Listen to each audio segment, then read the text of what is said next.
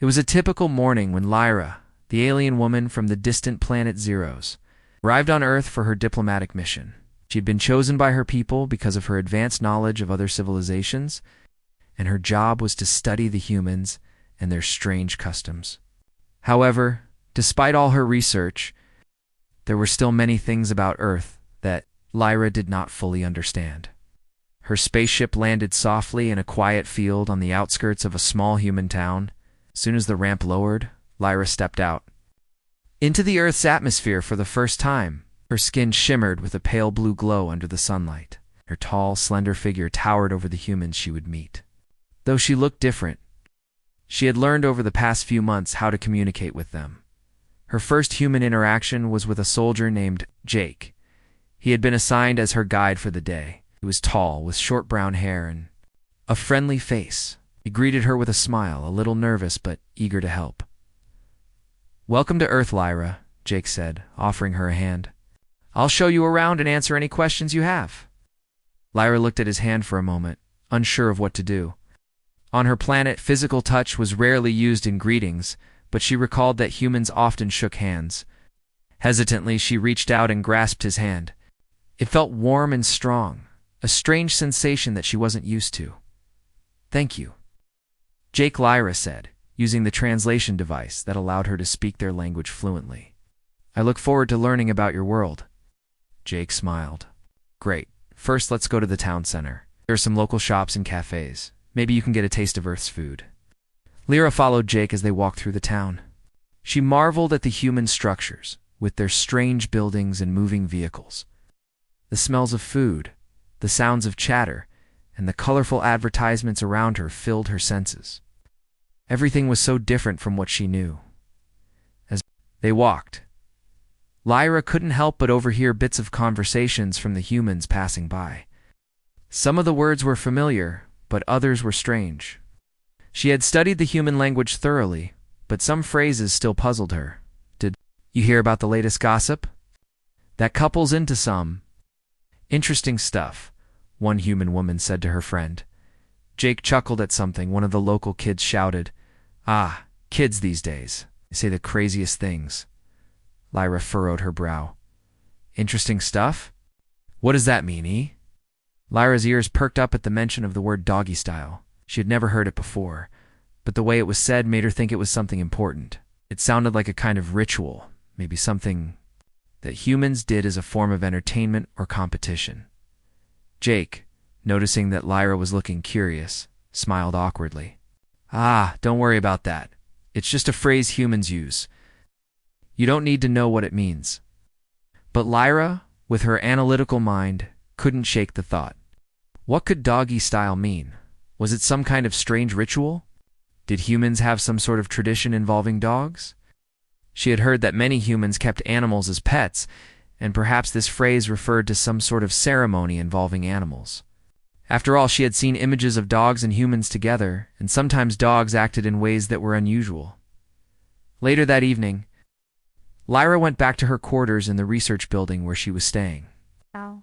She sat at a small desk, trying to make sense of what she had overheard. The phrase doggy style kept repeating in her mind. Lyra opened her device and searched for the term in the human database, her mind racing with questions.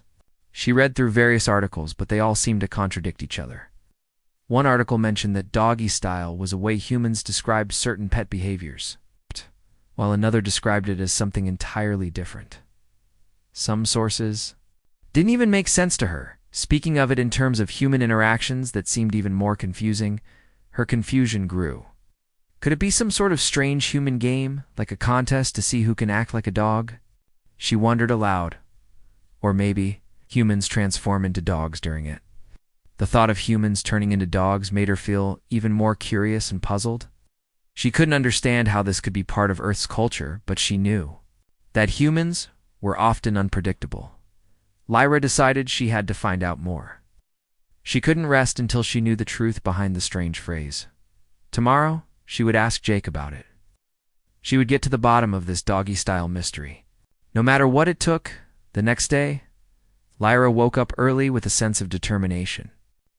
She couldn't shake off the confusion from yesterday. She had to know the truth about this strange phrase, doggy style. Her mind kept racing with questions, and the more she thought about it, the more curious she became. She had learned so much about human culture, but this one thing had completely baffled her. What if it was something important that she had to understand to truly grasp Earth's way of life? After breakfast, Lyra met up with Jake again. He was busy with some paperwork, but he stopped when he saw her approach. "Morning, Lyra," Jake said with a smile. "Ready to head out for the day?" Lyra nodded, but her mind wasn't on sightseeing or exploration today. She was focused on one thing: understanding doggy style. "Jake," she said carefully, "I've been thinking about something you mentioned yesterday." Jake raised an eyebrow. "Oh, what's that?" "The phrase doggy style, I don't fully understand what it means. Can you explain it to me?" Jake's face immediately turned red, and he awkwardly scratched the back of his head. Well, that's kind of a tricky subject, Lyra. It's a term that refers to a private thing that humans do." Lyra wasn't satisfied with this.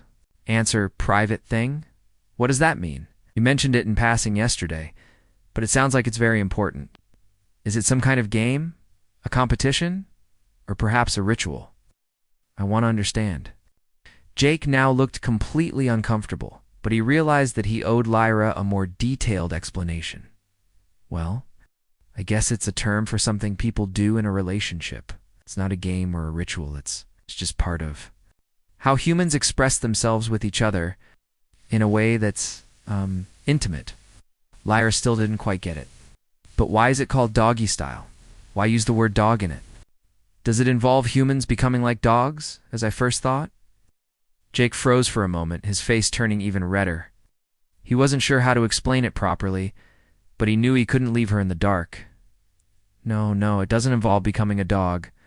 It's just a name that people use for a specific position when they're being close with someone." Lyra blinked, confused. "Position? A position for what?" Jake sighed, now realizing just how difficult this conversation was turning out to be. "It's a way of describing how two people can ... be together. It's an intimate thing.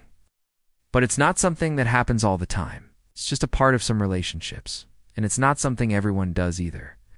The more Jake tried to explain, the more perplexed Lyra became. She couldn't understand why humans would need such a complex term for something that didn't seem to involve any kind of transformation or ritual like she had imagined. She was still fixated on the word dog, and it made no sense to her that such a word would be used for something personal between humans. "So, let me get this straight," Lyra said slowly, still trying to wrap her mind around it. "Humans do this private thing, and they call it doggy style, but it has nothing to do with dogs? No transformation, no changing into animals?" Jake, clearly trying not to laugh at how strange this whole conversation was, nodded. "Yeah, exactly. Just a metaphorical term, I guess." Lyra took a deep breath, trying to process the new information. She was still trying to connect the dots. In her culture, relationships were much more straightforward. There weren't strange terms or positions to describe intimacy. The idea of using such a metaphor for something so personal was completely foreign to her. As the day went on, Lyra couldn't stop thinking about it. She walked through the town with Jake, but her mind kept drifting back to the mysterious phrase. Why would humans have such specific terms for something so simple? She was used to clear and direct communication, and this idea of using metaphors for private matters felt strange. Lyra decided to go to the one place she knew where she could find more information: the internet. She had already used it to learn about human customs before, so it was worth trying again. Maybe there was a better explanation there. That afternoon, while Jake was busy with some meetings, Lyra sat down in her room and began to search the human network for more information about doggy style. She had hoped that reading more would clear up the mystery. The internet was vast, and she sifted through countless pages. Some explained that the term was used to describe a physical position during intimate moments, while others gave cultural insights into how it might be a part of human relationships. However, the more Lyra read, the more complicated it seemed. Some articles seemed to focus on the term's origin, while others made jokes about it, which only confused her more.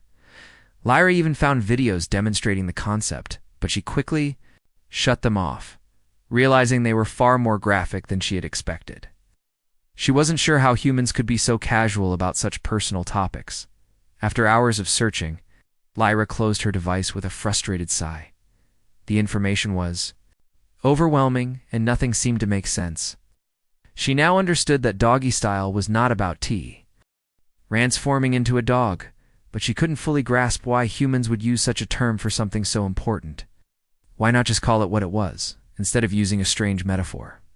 Saint weren't fitting together. She had learned so much about Earth and its people, but this one term, Doggy style, was like a puzzle she couldn't solve. By midday, she finally decided she couldn't wait any longer. She needed answers. She needed them directly from Jake. The soldier who had been guiding her had been helpful. But now she knew she had to confront him with her question once and for all. She found Jake near the town square, sitting on a bench. And looking at his phone, he looked up when she approached, his face lighting up in recognition. "Hey, Lyra, you ready to go explore some more?" he asked, standing up and putting his phone away. Lyra shook her head. "Actually, Jake, there's something I need to ask you," she said, her voice serious. "Been thinking about something you said yesterday." Jake looked slightly concerned. "Oh, what's on your mind?" Lyra hesitated for a moment before speaking. It's about the phrase doggy style. I'm still not sure I understand what it means." "What?" Jake's eyes widened in surprise. Well, I thought I explained that yesterday." Jake let out a small laugh, although it was a little nervous. "Well, humans often use strange names for things. It's kind of like a metaphor. I guess it's just how we do things. We like to make things sound more interesting or fun, even if they don't really make sense when you think about it." Lyra was still confused. So, ... Is it something that everyone does, or just some people? Jake shook his head. No, not everyone does it. It's just a term some people use in their relationships, but not every human uses that term. And even if they do, not everyone does it the same way. It's a personal choice. There's no right or wrong when it comes to relationships. Lyra took in the information slowly, trying to make sense of it. She had learned a lot about human relationships over the past few days, but this still seemed so strange to her. On her planet, relationships were clear and direct, with no need for metaphors or strange terms. So, it's a private thing between two people? Lyra asked, her voice filled with curiosity. Jake nodded. Yeah, exactly. It's just a way people express affection. Like I said, not everyone uses that term, and some people don't even use the position at all. Lyra paused, reflecting on what Jake had just told her. It was still difficult for her to grasp, but she realized that human relationships were more complex than she had originally thought. There were so many layers, customs, words, and actions that were completely different from what she had experienced. On her planet, it wasn't just about physical connection. It was about expression, culture, and individual choice. After a long pause, Lyra spoke again, her voice a bit quieter. I still don't understand why it has to be called something. So, ... strange. Why not just say what it is, like you said? Jake chuckled softly. Well, Lyra, I guess that's just how humans are. We like to complicate things sometimes. Sometimes we like to use humor, metaphors, or just odd names to describe things. It makes life a little more interesting. Lyra tilted her head, considering this. She was beginning to understand that Earthlings had a different approach to life than she did. On Zeros, people didn't need metaphors or playful terms. They said what they meant, and that was it. But maybe humans, with all their complexities and emotions, felt the need to express things in more creative ways. I think I'm starting to get it, Lyra said slowly, her voice thoughtful. It's not about the act itself, but about how you talk about it, right? You use these names to make things ... more meaningful or playful? Exactly, Jake replied, relieved that she was beginning to understand. It's all part of the fun of being human. Lyra nodded thoughtfully. It's very different from how things are on Zeros. We don't have such complicated ways of expressing our feelings. But I think I can appreciate it now.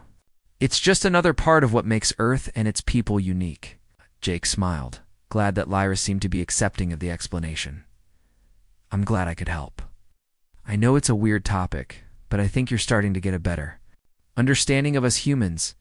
Lyra smiled back, feeling a little more at ease. "Thank you, Jake. I'm still learning, but I'm glad I asked. Sometimes understanding the little things helps me understand the bigger picture." Jake chuckled. "You're welcome, you ask. Good questions, Lyra." With that, Lyra felt a sense of relief. The mystery of Doggy's style had been solved, and she felt like she had taken another step toward understanding Earth's complex and intriguing culture. There was still so much to learn, but now she felt more confident in her journey to truly understand humanity. And with Jake's help, she knew she was on the right path. After the strange and awkward conversation about the phrase doggy style, Lyra felt a bit more at ease.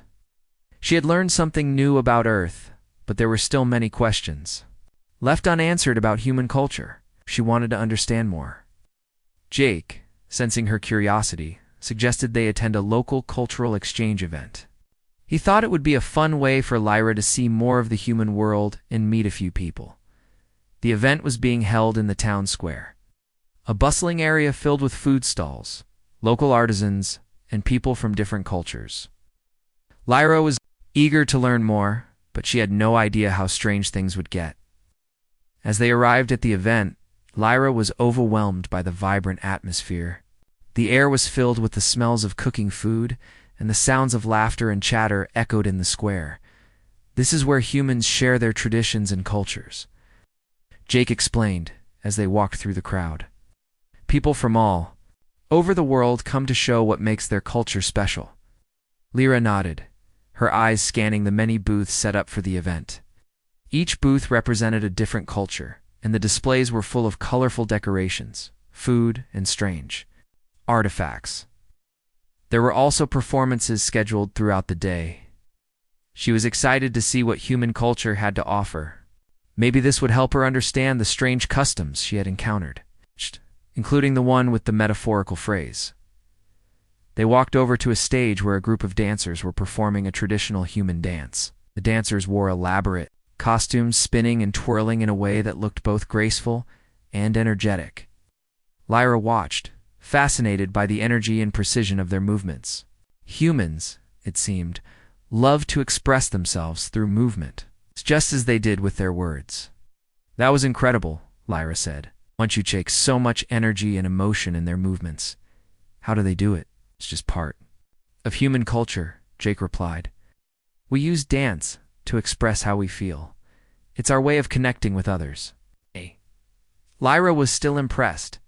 She had seen dancing in other cultures before, but it was clear that Earthlings had a special way of making it come alive. As the dance ended, Jake led Lyra to another booth. This one featured a display about Earth's many forms of communication. It had pictures and information about how humans express themselves in different ways through music, words, body language, and even humor. Lyra carefully studied the display, absorbing the information. She could see how much effort humans put into communicating their thoughts and feelings. But as she read more, she came across something that caught her attention. The display explained different types of relationships humans have, both romantic and platonic. It also mentioned private relationships, which, for some reason, Lyra couldn't quite understand. The word private seemed to refer to something much more personal than what Lyra was used to. I'd learned that Earthlings were not shy about discussing intimate topics, but the idea of using humor or metaphors to describe their relationships was something new. She had already learned a great deal from Jake's explanation of doggy style, but there was more to human relationships than just that. Just then, the next performance began. A small group of humans came on stage holding what appeared to be instruments. They started playing a loud rhythmic tune, and the crowd began to cheer. It was another form of self-expression, music. Lyra couldn't help but be drawn to the music. It was loud, bold, and filled with energy. The humans played with such passion that Lyra felt the vibrations in her chest. It wasn't like anything she had heard before. Music on Zeros was much more controlled, a form of harmony and balance. But this, this was different. It was raw and unfiltered. As the performance continued, Lyra felt a sense of awe wash over her. Earth had so many forms of expression, from music to dance, from language to humor. It seemed that every corner of human culture was filled with creativity and emotion. But then, things started to get a little odd. A man from another booth walked up to the stage and grabbed the microphone. He was dressed in a colorful costume, which seemed to be part of the cultural exchange. He looked excited as he approached the performers. "Bet you can't play it like we do back home," he shouted, his voice booming across the square. The crowd began to laugh, and the performers seemed to hesitate. Lyra raised an eyebrow. "What's happening now?" Jake smiled nervously. "Ah, it's a bit of friendly competition. People from different cultures like to show off their skills. Sometimes it gets a little... I think we've seen enough for today," he said quickly, leading her away from the chaos. "Sometimes human expressions get, well, a bit too intense." Lyra nodded, still processing what she had just witnessed. "I'm not sure I understand, Jake. It seems that humans enjoy competing even when they are supposed to be sharing." "Why?" Jake shrugged. "It's just part of who we are. We like to challenge each other, sometimes for fun, and sometimes it goes a little too far. But that's how we learn and grow." As they left the square, Lyra reflected on everything she had experienced. Human culture was strange, complex, and filled with energy, but it was also chaotic. She wasn't sure if she would ever fully understand it, but she was more determined than ever to try. After all, there was so much more to learn. This was just the beginning. The next few days after the chaotic cultural exchange event were quiet for Lyra. She had spent a lot of time reflecting on everything she had seen, and while she felt more comfortable in some ways, there was still much about human culture that left her scratching her head. The way humans expressed themselves, whether through dance, music, or humor, seemed to be both fascinating and confusing all at once. Lyra had learned a lot, but she knew she needed to ask more questions if she was going to understand the true nature of human relationships. She couldn't help but think back to the conversation she'd had with Jake about the phrase doggy style. Although Jake had explained it in detail, Lyra still couldn't fully grasp why humans felt the need to use such a strange term for something so intimate. The more she thought about it, the more it intrigued her. It was one evening when Jake invited Lyra to a casual dinner at a local restaurant that she decided to ask more questions. They had been eating for a while, sharing their thoughts on Earth's food, and the conversation had drifted into human customs and traditions. Lyra took the opportunity to bring up something that had been bothering her since their earlier discussion. "Jake," she began carefully, "I've been thinking about the term doggy style again." Jake nearly choked on his drink. "No, not again," he muttered, his face turning red. "Lyra, I thought we were done with that topic." Lyra tilted her head, trying to appear serious. "I don't understand, Jake. You said it was a way for humans to express affection. But why the need for such a strange metaphor? Why not just say what it is? Why is it always wrapped in euphemisms?" Jake put his glass down and sighed, clearly a little tired of having this conversation. But he could see that Lyra was truly puzzled, and he knew that explaining this was part of his job as her guide. "Well, Lyra," he started slowly, "it's just ... That's how humans are. We like to make things more interesting. We use metaphors, humor, and sometimes odd terms to make things feel less awkward. For a lot of humans, talking about intimacy can be uncomfortable.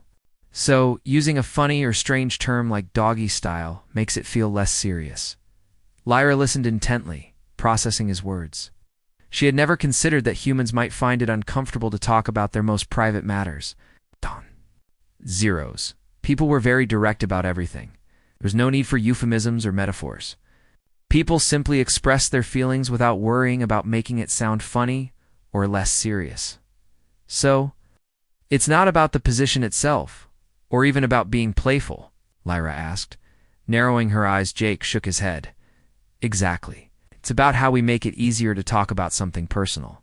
It helps us approach a topic that's usually awkward in a way that feels lighter. It's kind of like a way to laugh at something serious, so it doesn't feel so ... heavy.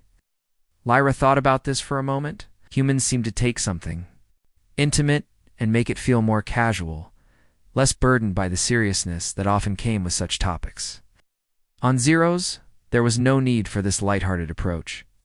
When relationships or emotions were discussed, they were approached openly and without fear. The thought of needing to hide or soften the topic of affection through humor or metaphors was foreign to her. "I think I understand now," Lyra said thoughtfully. "It's a way to make things less uncomfortable for you. You don't want to feel burdened by the seriousness of it, so you use humor or metaphors to make it easier to talk about." Jake smiled, relieved that Lyra seemed to be getting it. "Exactly. It's not always the same for everyone, though. Some people might be perfectly direct about these things, but for others, the humor helps." Lyra nodded. She still didn't fully understand why humans felt the need to complicate things, but she had to admit that their approach made sense in its own way. "Suppose it's just different," she said, still trying to wrap her mind around it. The conversation shifted after that, and they continued their meal, talking about other aspects of human culture. But as Lyra ate and listened, she felt a sense of clarity beginning to form. Human relationships were messy, funny, and sometimes strange, but they were also filled with emotions that Lyra could now begin to appreciate. That night, Lyra took a walk through the town, reflecting on everything she had learned so far. She had seen how humans express themselves in many ways through art, music, humor, and even the way they communicated about their most personal experiences. There was a depth to it all, a complexity that she had only begun to scratch the surface of. As she walked, she saw couples holding hands, laughing and talking with each other. The more Lyra observed, the more she understood. Humans weren't afraid to express their feelings, whether it was through a simple touch, a joke, or even an uncomfortable conversation. They embraced their emotions, even when they didn't make sense. Lyra stopped for a moment to look up at the stars. The night sky on Earth was different from Zero's. On her planet, stars were sharper, clearer, and arranged in patterns she had studied many times.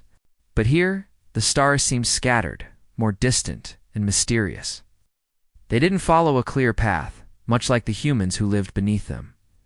It was then that Lyra realized something important.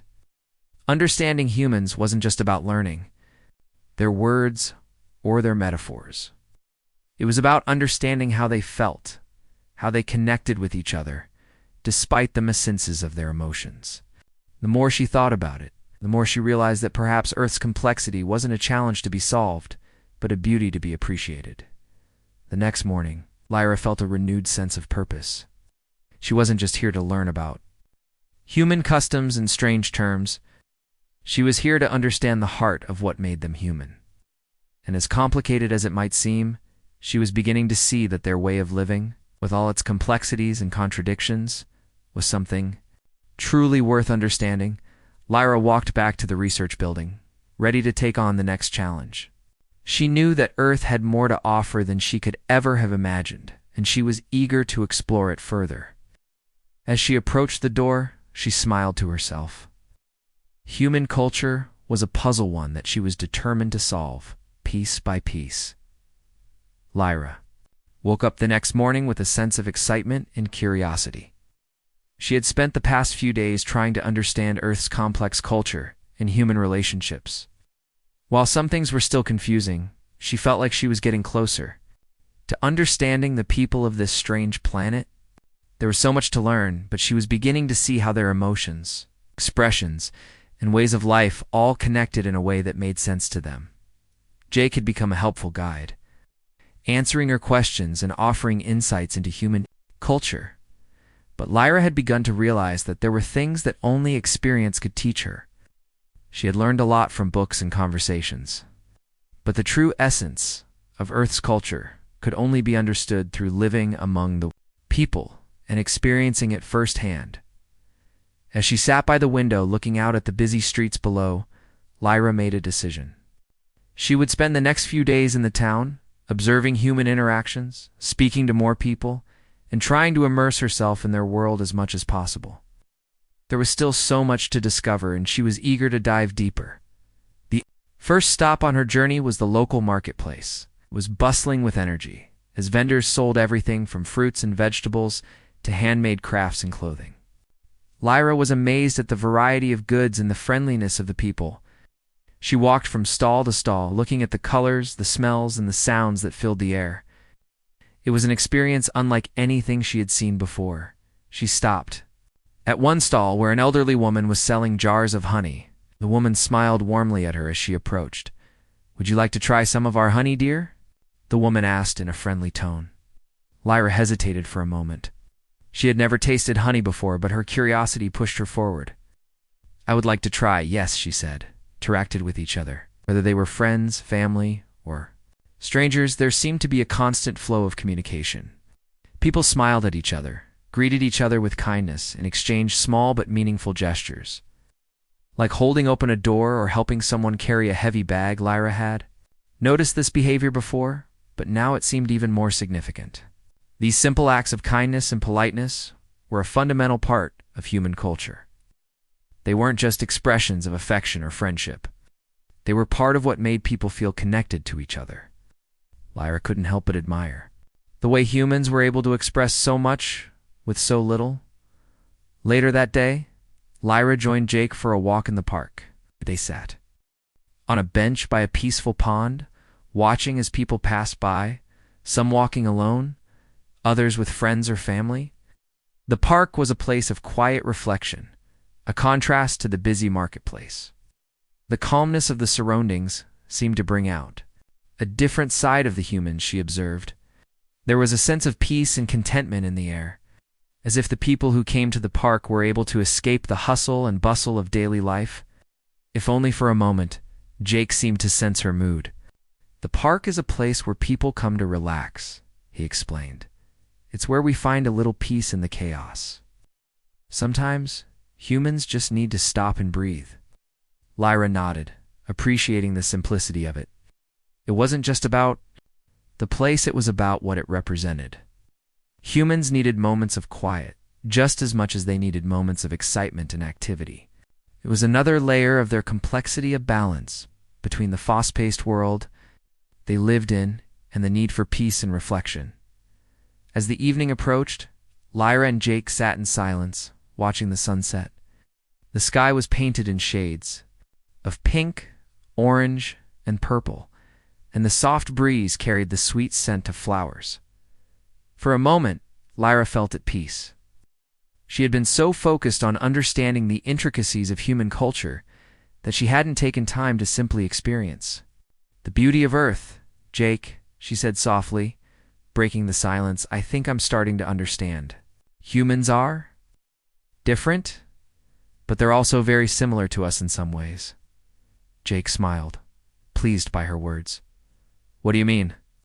Lyra thought for a moment before replying. "They care deeply about their relationships. They show their emotions in different ways, sometimes through humor, sometimes through small acts of kindness, and sometimes through big gestures. But they all want connection. They want to feel seen and understood." Jake's smile widened. "You're really starting to get it, Lyra. That's the heart of it all, right there. How humans want to connect. It's messy, it's complicated, but it's what makes us human." Lyra nodded thoughtfully. I think I'm beginning to see that. It's not about the words they use or the metaphors they create. It's about how they make each other feel. The way they make the world a little less lonely." For the first time since arriving on Earth, Lyra felt a true sense of understanding. It wasn't just about learning human customs or traditions. It was about understanding the deep desire humans had for connection and affection. They used humor and metaphor to express themselves, but at the core of everything, it was about their need to be understood, to share their emotions, to feel that they weren't alone in the world. As the sun dipped below the horizon, Lyra realized that her time on Earth had just begun. She had learned so much already, but there was so much more to discover.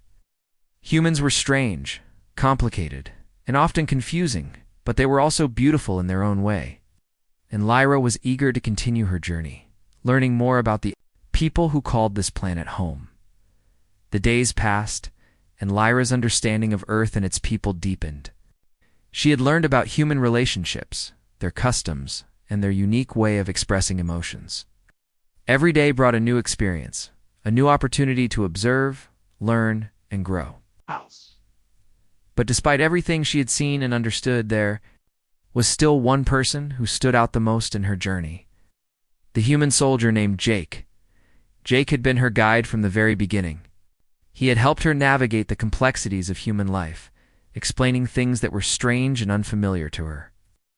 He had been patient, kind, and understanding, never once judging her for her many questions or misunderstandings.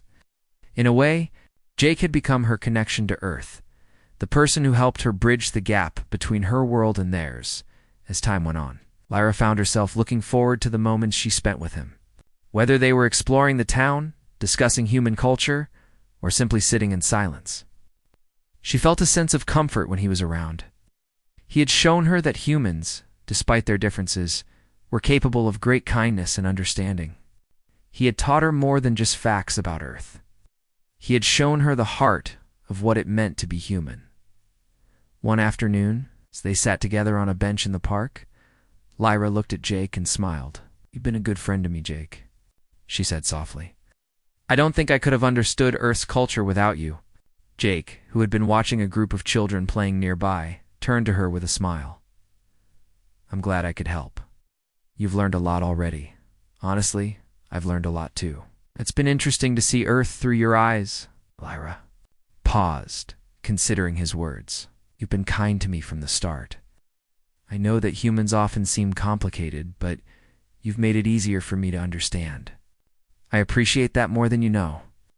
Jake's smile softened, and for a moment he looked a little shy. "Well, I'm just glad I could help. You've got a good head on your shoulders, Lyra, and I'm glad we're friends."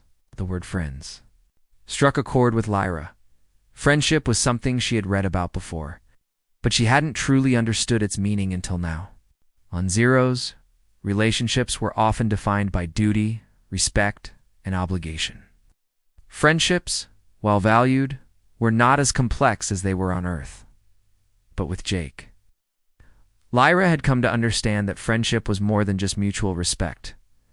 It was about trust, shared experiences, and, perhaps most importantly, emotional connection. I think I'm beginning to understand friendship," Lyra said thoughtfully. "It's not just about spending time together or helping each other. It's about having someone who is there for you no matter what, someone who listens, who cares. I think that's what friendship truly means." Jake looked at her with a warm smile. "Yeah, you've got it. That's exactly what it is. And I'm glad to be your friend, Lyra." For the first time, Lyra felt a deep sense of contentment. She had come to Earth to learn about its people, its culture, and its customs. But along the way, she had discovered something even more important: human connections, the relationships that brought people together and made them stronger. She had found that connection with Jake, and it was something she valued more than she had expected.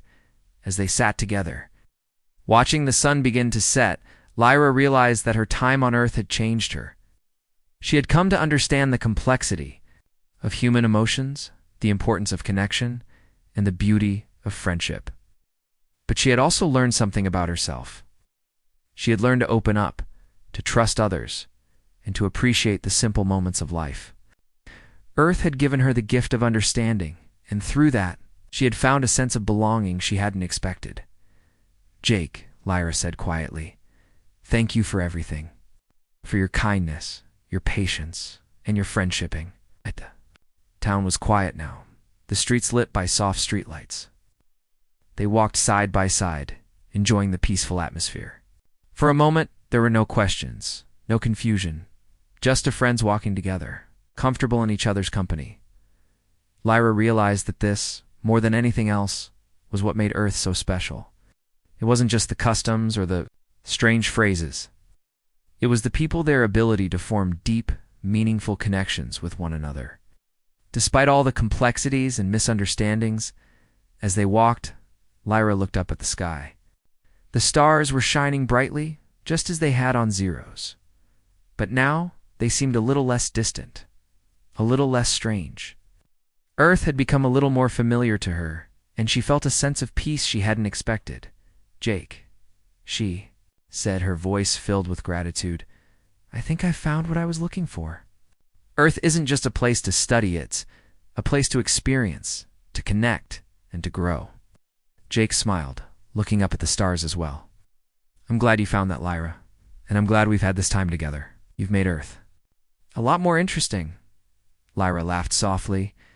I think we've made each other's worlds more interesting, don't you?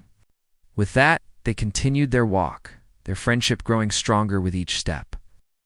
Lyra knew that she had found something valuable on Earth, not just knowledge, but the true meaning of connection. And with Jake by her side, she was ready to continue her journey, learning and growing in ways she had never imagined.